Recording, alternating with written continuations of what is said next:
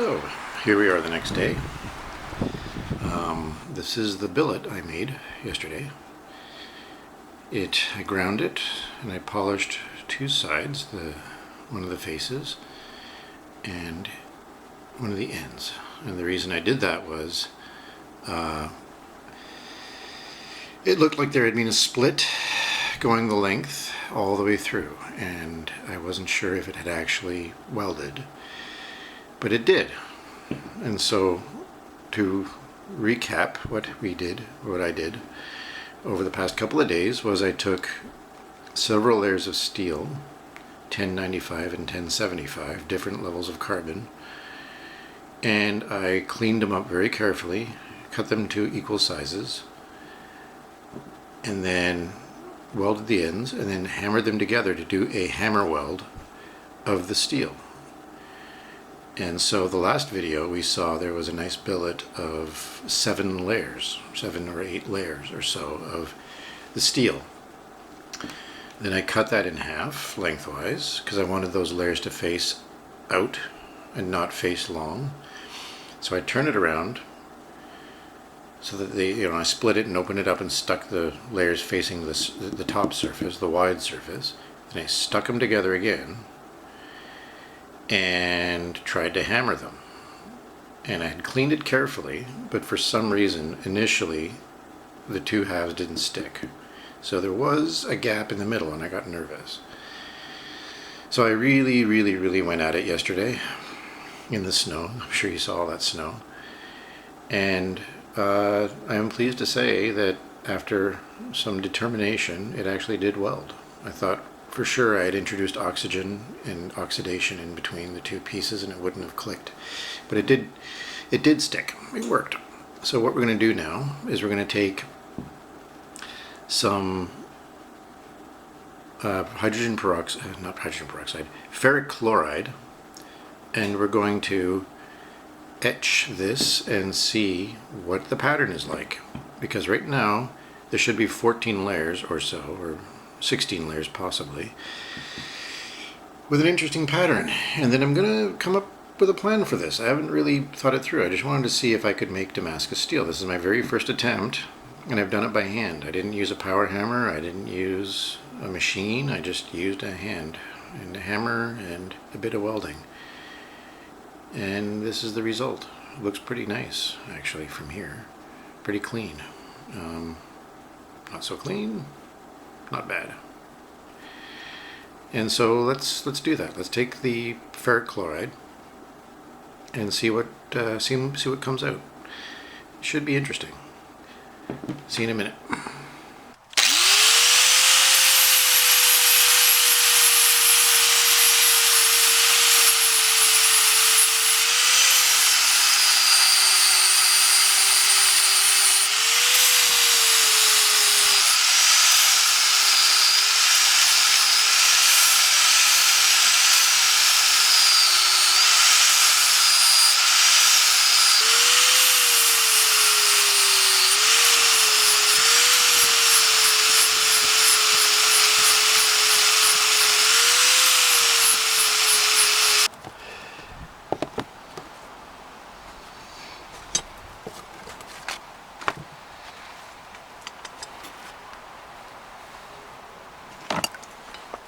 And we'll wait a few minutes.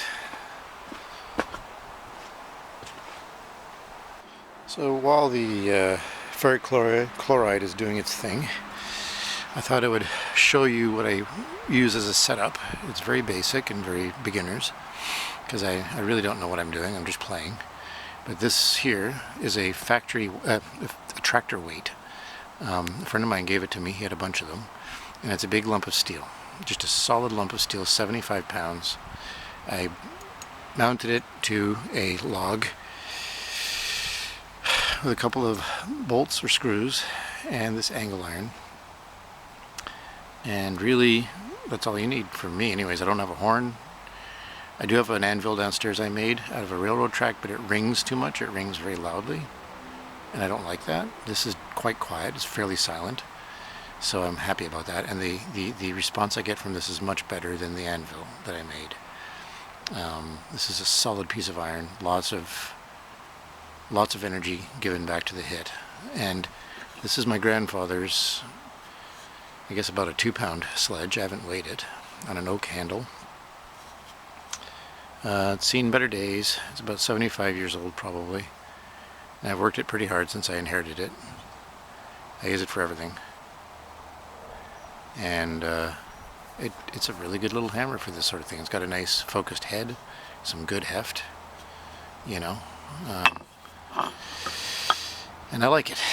And this over here is my forge, my fire. I made this myself out of sheet steel and angle iron, as you can see, and that is fire ceramic walls. Does a pretty good job keeping the heat in. And that's a piece of railroad track, a plate, that works to just sort of help.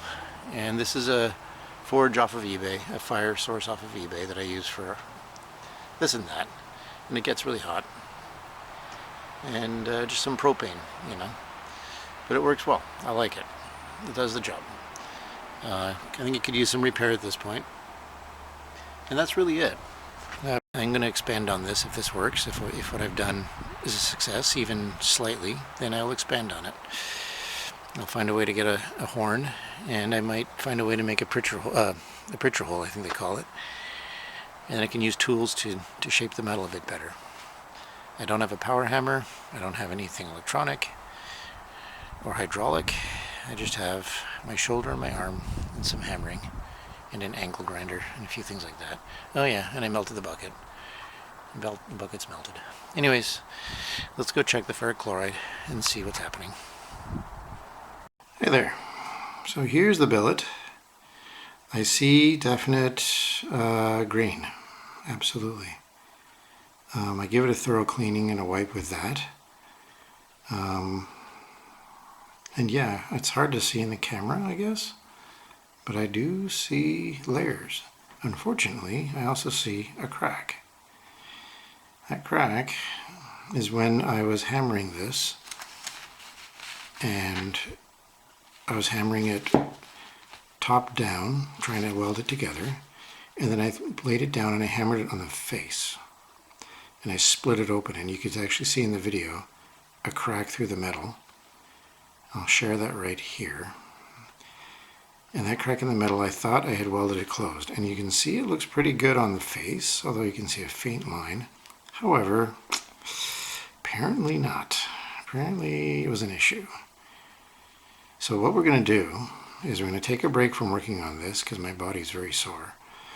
And we're going to basically break it on the crack, grind that area, clean it really well. And then we can do one of two things. Either have this be two smaller knives, like two little pair knives for the kitchen, which I think would be pretty cool. Like paring knives, I like those. Or we can try to clean it up, weld it back together, and go again and making this into a single piece and making it into a medium size. Yeah, there you can see, wow, you can really see the layers now. Make it into a, seeing the light and shadow there? You can see the layers? I think that's pretty cool. Make it into a single piece bigger knife. Now, I like the idea of two little knives, to be honest with you. I actually sort of dig that. And I've got some nice wood put aside, some nice some nice ash that I would love to make handles with for this. Here's a picture of the ash right here. And that ash wood, I think would make some very nice handles for this.